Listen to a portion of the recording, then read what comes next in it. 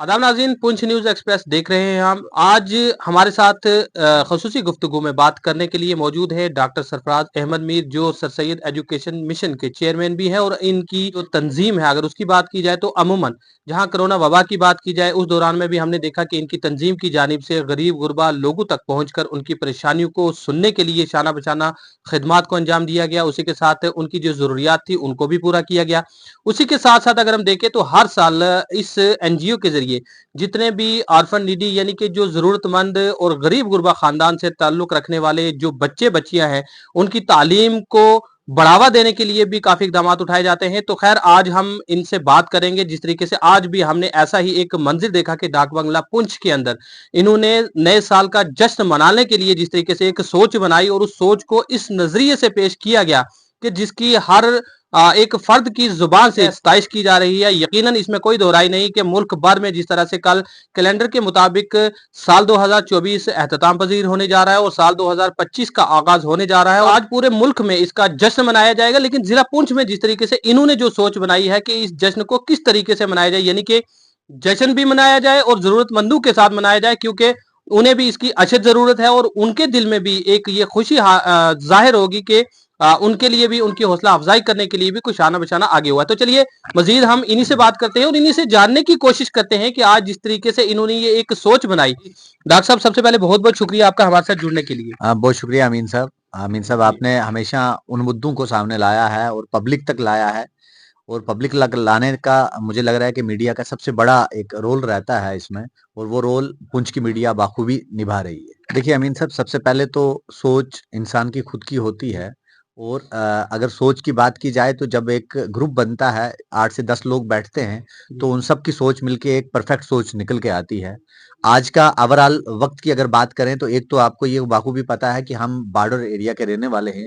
District Poonch जो है पूरा 3 तरफ से बॉर्डर एरियाज है, और बहुत सारे इल एलिमेंट्स जो हैं वो इसमें घुसने की कोशिश करते हैं हमारे यूथ को, चाहे वो ड्रग्स की या बाकी चीज़ों के लिए।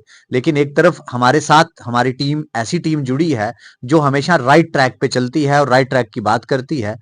जब हमने ये देखा कि हम लोग खुद भी, अगर हमारा नया साल होता है तो नए साल में हम लोग खुद सेलिब्रेट करते हैं। जब हम 8-10 लोग बैठते हैं तो 20 से 25 या 30,000 रुपए खर्च होते हैं सिर्फ अपनी पार्टी में। अगर हमारे घर पे ईद होती है तो हमारा एक ड्रेस, कोई भी ऐसा ड्रेस नहीं होगा जो 3 से 4,000 रुपए से कम का होगा। मैं ओवरऑल पूरी सोसाइटी की बात कर रहा हूँ। गुरपुरब होगा, दीपावली होगी, हर एक त्योहार जो खुशियों का त्योहार होता है, उस त्योहार में हर इंसान जो है वो सेलिब्रेट करता है और अपने लिए कुछ ना कुछ पैसे खर्च करता है, चाहे वो ड्रेस की शक्ल में, तोहफे की शक्ल में। तो हमारी टीम ने बैठे और हमारी टीम ने ये डिसाइड कर लिया कि हर बार हम ये त्योहार जो है उन लोगों के साथ मनाएंगे जिनको हम लोग ही सोसाइटी से कट करते हैं।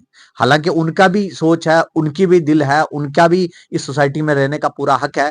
तो हम लोगों ने ये डिसाइड कर लिया कि हर साल नया साल जो अगर मनाना ही है, हम उन लोगों के बीच में मनाएंगे, ताकि उनको भी ये लगे कि हम इस सोसाइटी का हिस्सा है, इस सोसाइटी में जीने का हमारा भी हक है, और वो भी एक फैमिली है। तो हमने आज केक कटवाया और बहुत अच्छा लगा वाकई में। कुछ डिसेबल लोग इतने थे, बच्चे थे बिल्कुल खासकर, और मेरा सबसे अच्छा दोस्त भी एक लड़का है सलीम नाम का, जो बिल्कुल एक साइकिल पे जाता है। आज उसको स्कूटी सोशल वेलफेयर डिपार्टमेंट की तरफ से मिली है, और जब देखता है इंसान के वाकई में क्या उसका दिल नहीं चाह रहा है कि मुझे भी इसी सोसाइटी का हिस्सा हूं और मुझे भी ये सारी चीजें मिले। तो यही हमारी टीम ने डिसाइड किया, और साथ साथ एक चीज ये डिसाइड की कि गिफ्ट हमेशा दिया जाता है और गिफ्ट देना भी चाहिए। मुझे लग रहा है कोई भी ऐसा रिलीजन नहीं है जो एक दूसरे को गिफ्ट देने से मना करे।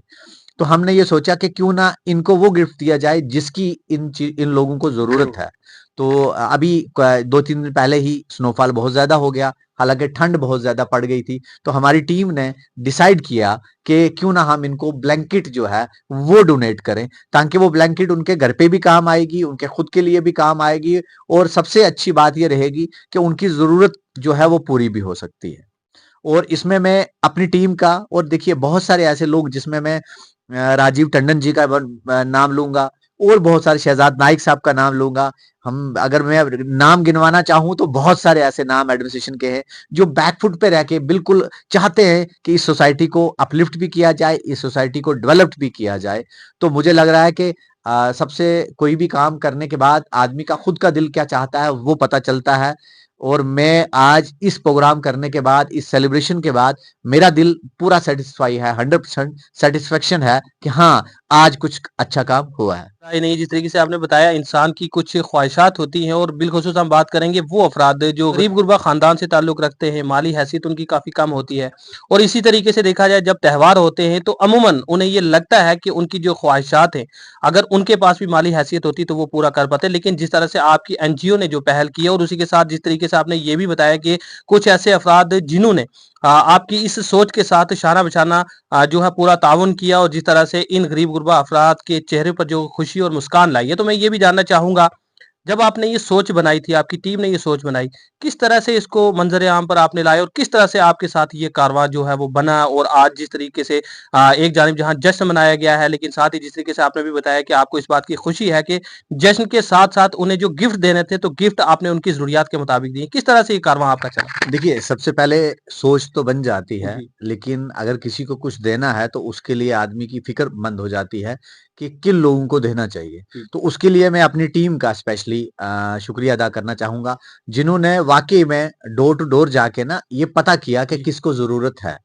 और दूसरी बात इसके साथ-साथ कि जैसे मैंने नाम लिए, काफ़ी लोग ऐसे हैं जो बिल्कुल सपोर्ट करते हैं हर अच्छे काम को। अगर एडमिनिस्ट्रेशन की बात करेंगे, आर्मी की बात करेंगे, पुलिस एडमिनिस्ट्रेशन या सिविल एडमिनिस्ट्रेशन की बात करेंगे या लोकल्स की बात, सिविल्स की बात करेंगे, तो मुझे लग रहा है कि अगर आप अच्छा काम कर रहे हो, तो मेजॉरिटी आपके साथ जुड़ती है। हालाँकि कुछ एक लोग अगर सोच नहीं मिलती तो नहीं जुड़ेंगे, लेकिन मेजॉरिटी जुड़ती है, जिसमें जैसे मैंने सुरजन सिंह सर की बात करूँ, वो हमारी इसके एनजीओ के एडवाइज़र भी हैं। आफ्ताब खान साहब की बात करूँ या बाकी काफ़ी लोगों की बात करें, जब मैंने उनसे बात की तो उन्होंने कहा कि टफ है लेकिन कोशिश करते हैं। जी, अब 100 लोगों को इकट्ठा करना, लेकिन जब आज हमने किया तो हम 150 का टारगेट हमने टोकन्स जो हैं बच लोगों को दिए थे और हमारे पास उससे बहुत ज़्यादा लोग आ गए थे। अब हमारी जो टारगेट था वो 150 को लेके चले थे। हम ज़्यादा से टारगेट से ज़्यादा 20 या 25 लेके चलते हैं, लेकिन 200 लोगों को हम पूरा नहीं कर पाते। तो मैं एक मैसेज ज़रूर देना चाहता हूँ हर किसी को। मैंने आपसे कहा कि हम हर कोई आज भी रात में बहुत सारे लोग तो जश्न पटाखों के थ्रू मनाएँगे, बहुत सारे जश्न केक भी काटेंगे, बहुत सारे लोग नए गिफ्ट आपस में घर को देंगे। तो कम से कम अगर आपके घर का गिफ्ट, आपके घर का केक या आपके घर की कोई ऐसा तोहफ़ा जो 400-500 या 1000 का है, तो मुझे लग रहा है कि ऊपर वाले के लिए उसको ₹200 कम करके आप ये टारगेट बना लीजिए कि वो ₹200 मेरे कोई पड़ोसी, मेरे आसपास का कोई इंसान, क्या उसको भी हक है तो उसको डोनेट कर दें चुप करके ही। तो मुझे लग रहा है कि ये सारे काम हो सकते हैं।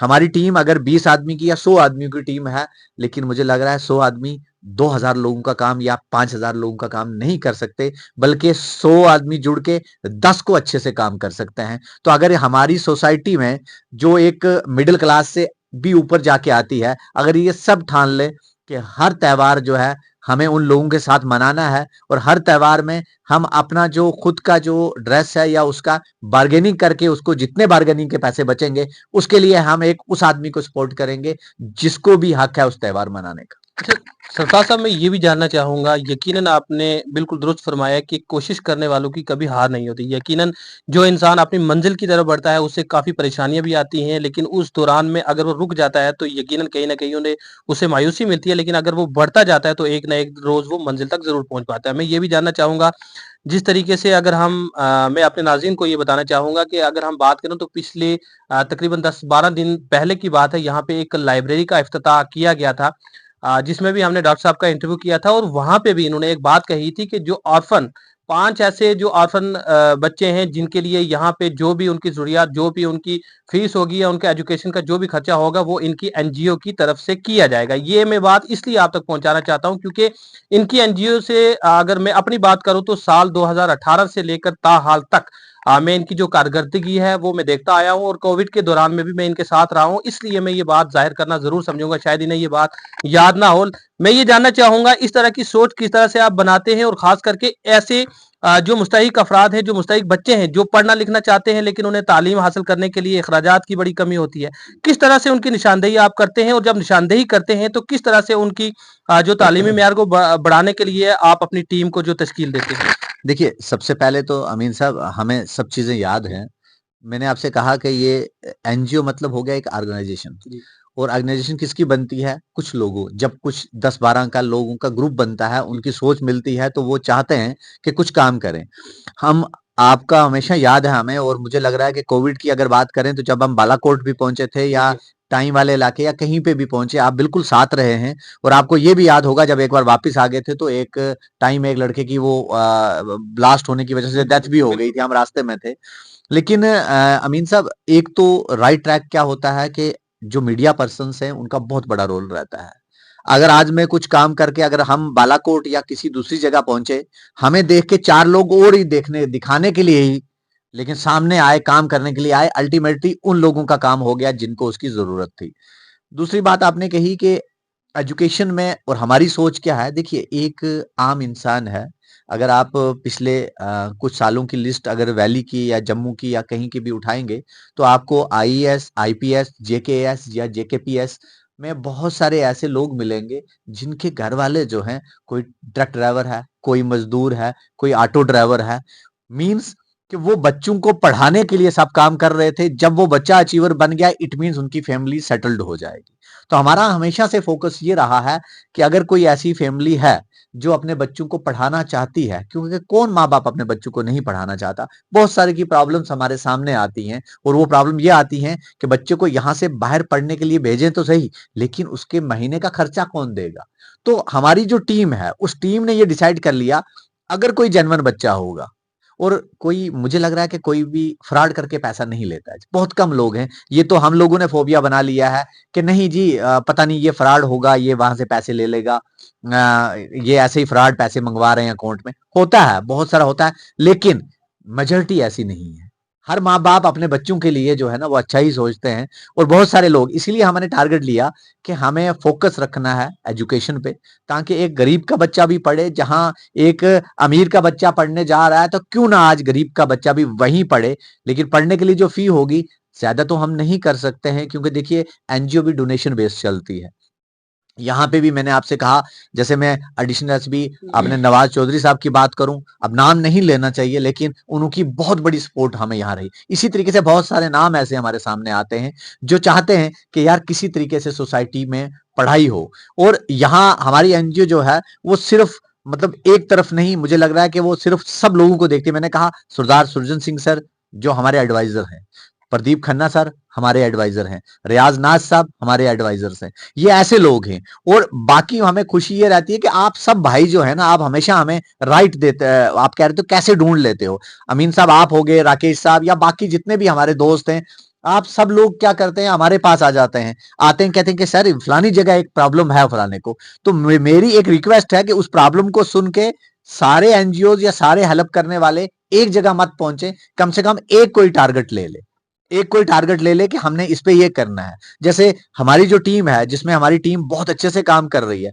और उसमें जैसे अगर बात की जाए बॉयज और गर्ल्स की, बहुत की बड़ी मैच्योरिटी के साथ वो काम करते हैं। और इस वक्त वो कहाँ जा रहे हैं, जैसे नेक्स्ट हमारा लोरन का है, तो ठंड बहुत ज्यादा है, वहां भी एक दो गांव ऐसे हैं जहां बड़ी परेशानी होती है। इसी तरीके से अगर हम एक बात कर सकते हैं कि अगर हम इसी तरीके से मतलब काम करेंगे, अपने एरियाज को डिवाइड करके काम करेंगे। जैसे मैं चाह रहा हूं कि बहुत सारी एनजीओज हैं, अगर एक एनजीओ कहती है कि मैं एजुकेशन पे काम करूंगी, तो फिर उसको एजुकेशन पे काम करना है। अगर एक एनजीओ कहती है कि मैं डोनेशन पे काम करूंगी, लोगों को सारी चीजें प्रोवाइड करूंगी, ठीक है। एक एनजीओ कह रही है कि मैं 10 फैमिलीज ऐसी देखेंगे जिन फैमिलीज में राशन की कमी है, तो हम राशन देंगे। तो मुझे लग रहा है कि कोई बड़ी बात नहीं है। जैसे आज दिन में भी मैंने एक चीज जरूर कही थी, मैंने सर को ये चीज भी कही कि अगर हम अपने महजब पे, अपने रिलीजन पे अच्छे से चलेंगे, तो हम हर किसी की हेल्प कर सकते हैं। अगर इस्लाम की बात करें तो 2.5% जक़ात की बात आती है। अगर आप हिंदुइज्म की बात करेंगे, वहां पे भी अपने पड़ोसी की हेल्प करने का आता है।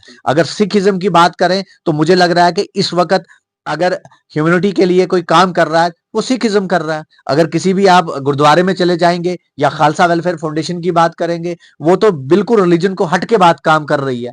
लेकिन सबसे अच्छी बात यह है कि हर किसी के साथ, अच्छे काम के साथ एक ग्रुप जुड़ना शुरू हो जाता है। और मुझे भी ये खुशी है कि यहाँ की यूथ जो है, वो अच्छे काम के लिए बिल्कुल जुड़ रही है। और हमारी जो टारगेट था, जैसे हमारी जो टीम थी, मुझे बड़ी खुशी है इस वक्त 500 से 1000 के बीच में हमारे साथ जो यूथ जुड़ी हुई है। और वो यूथ वो है जो बिना किसी मजहब, किसी कास्ट, किसी चीज को सबको साइड रख के, और उनको क्या हो रहा है, वो आगे फ्रंट पे आ रहे हैं। यहां किसी को ब्लड की जरूरत होती है, हमारे यूथ में से लड़के उठ के जाते हैं। लेकिन कहीं ना कहीं एक थोड़ा सा ये भी खलश रहती है कि भाई अगर यूथ इस लेवल पे काम कर रही है, अपोजिट एक बड़ी सोसाइटी उनके साथ कैसा बिहेव कर रही है, ये बेटर मुझे लग रहा है कि आज के वक्त में है। अगर आपको लगता है कि एक बच्चा सारी चीजें छोड़ के पढ़ाई भी कर रहा है, राइट ट्रैक पे भी है, और 10 लोगों के लिए हेल्प भी कर रहा है, तो हमारी सोसाइटी को भी चाहिए कि उनको भी एक स्टेटस दिया जाए, उनको एप्रिसिएशन दी जाए और उनको सपोर्ट की जाए। सरफराज साहब, यकीनन जो हमारी इतनी लंबी गुफ्तगू थी, इसमें जो है आपने तफ़सीलन जिस तरीके से आपने तासुरात पेश किए हैं, तो आखिर में मैं आपसे ये भी जानना चाहूँगा, जिस तरह से आज साल 2024 जो है रात को 12 बजे के बाद अख्ताम पज़ीर हो जाएगा। इस साल के दौरान में भी जिस तरीके से काफ़ी लोगों ने अच्छी कारकर्दगी को अंजाम दिया है, काफ़ी एनजीओज़ हैं जिन्होंने अच्छी कारकर्दगी को अंजाम दिया है। तो मैं आखिर में ये ज़रूर जानना चाहूँगा कि आप हमारे जो देखने वाले जो लोग हैं, जो नाज़रीन हैं, और बिलख़ुसूस कुछ एनजीओज़ वाले ऐसे अफ़राद जिस तरीके से वो आप ही की तरह खिदमत-गुज़ारी जो अवाम की अंजाम दे रहे हैं, तो क्या ख़ुसूसी पैगाम जो है आपकी जानिब से रहेगा कि आने वाले साल में किस तरह से जो है इस तर्ज़ को जो मज़ीद बढ़ाया जाए, इसमें इज़ाफ़ा किया जाए, किस तर्ज़ पर काम किया जाए? देखिए, सबसे पहले तो अगर आप बात कर रहे हैं एनजीओज़ की, तो मुझे लग रहा है कि इस वक़्त सेंट्रल गवर्नमेंट जो है, गवर्नमेंट ऑफ इंडिया जो है, उसने भी बहुत सारे ऐसी प्रोजेक्ट्स, बहुत सारे ऐसे काम हैं, जो एनजीओज़ पे छोड़े हैं। और उन्होंने डिफरेंट इंस्टीट्यूशंस को भी ये रिकमेंड किया हुआ है कि अगर आप ऐसा कुछ करना चाह रहे हैं, तो उसमें एनजीओज़ को इन्वॉल्व करिए। और इसमें बहुत सारे ऐसे काम हैं, जैसे अगर ड्रग्स की बात करें, बहुत सारे ऐसे हैं, रोड सेफ्टी वीक की बात करें, तो भी एक एनजीओज़ को बीच में इन्वॉल्व करना है। ये मीन्स कहने की बात है कि वहां के लोकल्स जो हैं, यूथ जो है, उसको इन्वॉल्व करके राइट ट्रैक पे लाना बहुत जरूरी है। और जितनी भी हमारी एनजीओ हैं, वाकई में बहुत अच्छा काम कर रही हैं, इसमें कोई दो राय नहीं है। और एनजीओ को कहीं से फंड तो आता नहीं है ना, इस फंड के लिए आपका फेस वैल्यू है। आज जैसे मैंने आपसे कहा कि हमें 150 ब्लैंकेट्स को डोनेट करना था, और हमारे पास लोग 400 के पहुंच गए, तो हमें भी परेशानी हुई। लेकिन हमारे बहुत सारे ऐसे दोस्त थे, जब हमने लिखा उसमें, तो उन्होंने कहा कोई बात नहीं, ये भी हम करेंगे। मीन्स बहुत सारे ऐसे लोग जुड़ जाते हैं, आप जैसे भाई जुड़ जाते हैं, यूथ जुड़ जाती है। और मुझे लग रहा है कि अगर हम सब लोग मिलके इस पे काम करना चाहें, एक तो सब लोग ये आज से ही ठान लें कि 2025 जो है, जो नया साल है, उस नए साल में एक नए तरीके से काम करने की जरूरत है, बगैर किसी की लेग पुलिंग किए हुए। मुझे लग रहा है कि हमें ये क्यों फिक्र है कि आगे वाले ने एक जैकेट 2000 रुपए की डाल ली है, हमें यह फिक्र होनी चाहिए कि उसने अगर 2000 की डाली है अपनी मेहनत से, मुझे भी उस तरह मेहनत करके 3000 की जैकेट खरीद के लगानी है। लेकिन हमारी सोसाइटी को एक छोटी सी प्रॉब्लम है, उसको यह प्रॉब्लम है कि इसकी जैकेट 2000 की क्यों है। तो मुझे लग रहा है सोच चेंज करने की जरूरत है। लेकिन इस तरफ दूसरी तरफ अगर जाया जाए, हमारी यूथ, हमारे सिविल्स, हमारे बड़े वाकई में सपोर्टी हैं, वो सपोर्ट करते हैं, वो सोसाइटी को इस तरीके से देख रहे हैं, जिसका नतीजा आज हमारे पास आया कि लोगों को जरूरतमंद है। और एक चीज मैं जरूर और अपनी एनजीओ को और सिविल्स को कहना चाह रहा हूं कि यहाँ एक तबका तो ऐसा है जो मांग सकता है, जो कह सकता है रूटीन में, लेकिन उसके अलावा एक और ऐसा सोसाइटी में एक पार्ट ऐसा भी है जो आपसे मांग नहीं सकते, लेकिन उनको जरूरत बहुत है। तो मेरी आप सबसे यही रिक्वेस्ट है कि कम से कम उनको टारगेट देखिए, अपनी टीम्स को लगाइए, जहां जहां ऐसे लोग हैं उनके घर तक पहुंचिए। और मुझे लग रहा है कि उनको बिना बताए उनके घर तक पहुंच के उनकी हेल्प आप कर सकते हैं। गिफ्ट के थ्रू करिए, कैसे करिए, अल्टीमेटली हेल्प होनी चाहिए। और मुझे लग रहा है कि उन लोगों को इस वक्त हमारी ज्यादा जरूरत है। ठंड बहुत सारी है हर अपने गांव के आसपास। और मैं आपकी मीडिया का भी, पूरे मीडिया पर्संस का शुक्रिया अदा इसलिए करना चाहता हूं कि हमेशा आप लोगों ने, अगर मैंने अमीन साहब कोविड की बात की, आपने खुद अपने घर से खाना बना के लोगों के घर तक पहुंचाया है। हमने बहुत सारी ऐसी चीजें देखी हैं। अगर आप सारे लोग, क्योंकि हम सब लोग एक जैसे हैं, आपकी नजर में अगर कोई ऐसा बच्चा जो पढ़ना चाहता है, आप हमारे तक पहुंचाइए, हमारी टीम तक पहुंचाइए, किसी भी एनजीओ तक पहुंचाइए। ठीक है, अगर आपके सामने कोई ऐसी फैमिली जो महीने का खर्चा नहीं चला सकती है, आपको लगता है वो डिजर्विंग है, आप किसी भी एनजीओ तक पहुंचिए, उनके डॉक्यूमेंट्स तक पहुंचाइए। और मुझे लग रहा है कि पब्लिक में मिलाने की जरूरत नहीं है हमें कि हम किसके घर पे क्या पहुंचा रहे हैं। सबसे इंपॉर्टेंट चीज है काम होना चाहिए। मैं एक बार दिल्ली था और अगर गुरुद्वारे की साहब की बात करें तो बाहर एक बंदा मेरा दोस्त मिल गया, दोस्त नहीं था, दोस्त बन गया, और बाद में पता चला कि वो अरबपति इंसान है, लेकिन वो गुरुद्वारे के बाहर बैठ के शू साफ कर रहा था।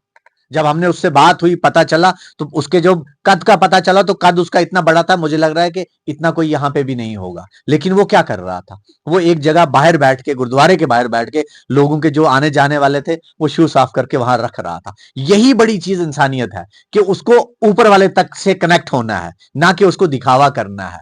यही चीज सोच हम सब में आनी चाहिए, हमारी यूथ में आनी चाहिए, ताकि, और यूथ को अप्रिशिएट करना चाहिए, बाकी लोगों को भी मिलके इस पे काम करना चाहिए। अगर एक आदमी 1 लाख रुपया सैलरी ले रहा है, तो अगर वो एक आदमी के 2,000 रुपए का खाना नहीं दे सकता क्या, वो 2,000, तो ये सोच चेंज करनी है। और जब सोच चेंज हो जाएगी तो हम डेवलप्ड हो जाएंगे, हमें हर बुराइयां हमारे से दूर हो जाएंगी। बहुत बहुत शुक्रिया। जी, डॉक्टर साहब आपने अपना कीमती वक्त निकाला और जिस तरीके से आपने कीमती तासात तक आवाम तक पहुंचाए हैं, इसके लिए आपका बहुत बहुत शुक्रिया। बहुत शुक्रिया अमीन साहब, मीडिया पर्सन्स का, और आप सबका तहे दिल से शुक्रिया कि आप हमेशा ऐसे इश्यूज को सामने लाते हैं जिनसे हमारी सोसाइटी डेवलप्ड हो सकती है, जिनसे हम सब डेवलप्ड हो सकते हैं। Thank you so much.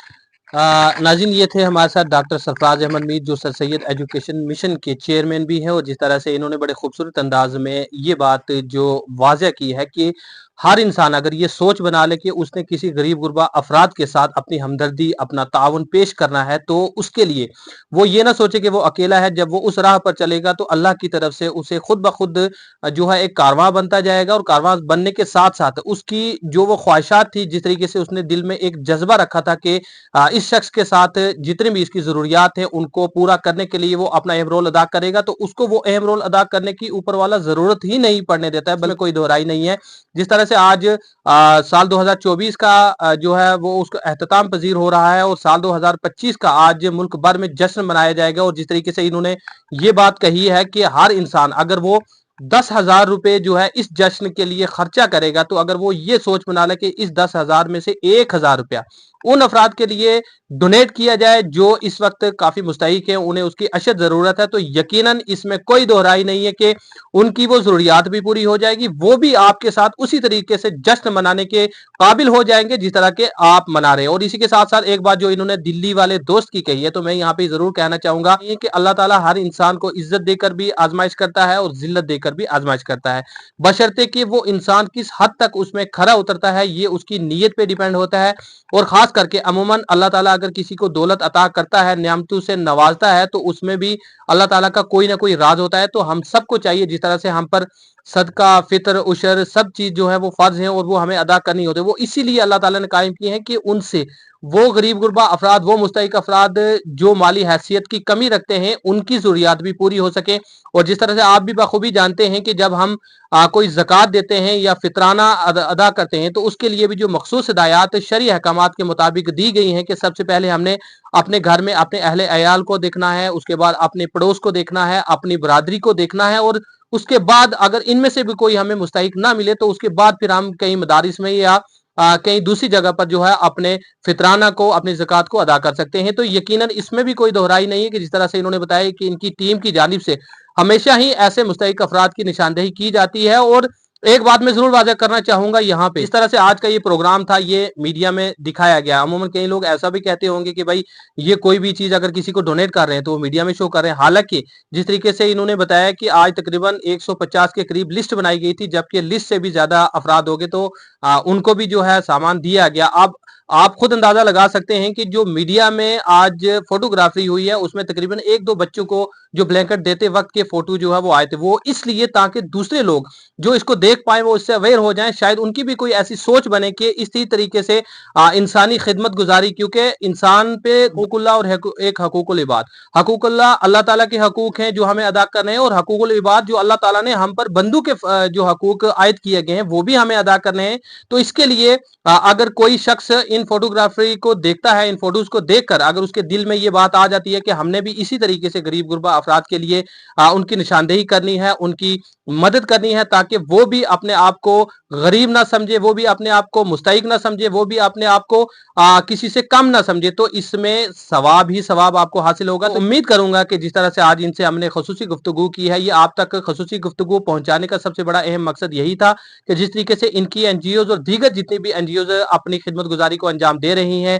गरीब गुरबा अवाम और मुस्तहिक अफराद के लिए जिस तरीके से वो अपनी खिदमत गुजारी अपने फ़राइज़ को अंजाम दे रहे हैं, हमें भी इसमें पहल करने की अशद ज़रूरत है। और आने वाले वक्त में इंशाअल्लाह अगर हम सभी ये एक सोच बना लें तो यहाँ पे मेरे हिसाब से कोई भी शख्स ऐसा नहीं रहेगा कोई मुस्तहिक हो या किसी की जरूरत है जो पूरी ना हो सके, बशर्ते कि उसमें हमें एक नई पहल करने की बहुत जरूरत है। तो उम्मीद रखेंगे जिस तरीके से ये साल आज एहतताम पजीर हो रहा है और कल साल 2025 का आगाज हो रहा है, तो इंशाअल्लाह हर आदमी इस प्रोग्राम को देखने के बाद अपनी एक सोच बनाएगा, सरफराज अहमद मीर साहब और इन जैसी कई जो दीगर एनजीओ हैं उनके साथ अपना ताउन रखेगा और हर जगह ये कोशिश करेगा कि निशानदेही करके वो अफराद जो इस तरीके के, और कई अफराद इनमें जिस तरीके से डॉक्टर साहब ने भी बताया है कि कई अफराद ऐसे भी हैं जो उनकी जरूरियात तो हैं लेकिन वो सामने आने से काफी जो है झिझक महसूस करते हैं।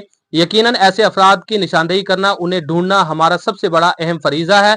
तभी हम जाकर सही मानों में जो इंसानियत का फर्ज निभाने के काबिल हो सकते हैं। तो आज के इस खुसूसी गुफ्तगू में मेरे साथ बस इतना ही। अपने मेजबान मोहम्मद अमीन को दीजिए इजाजत। अपना ख्याल रखिएगा। अल्लाह हाफिज।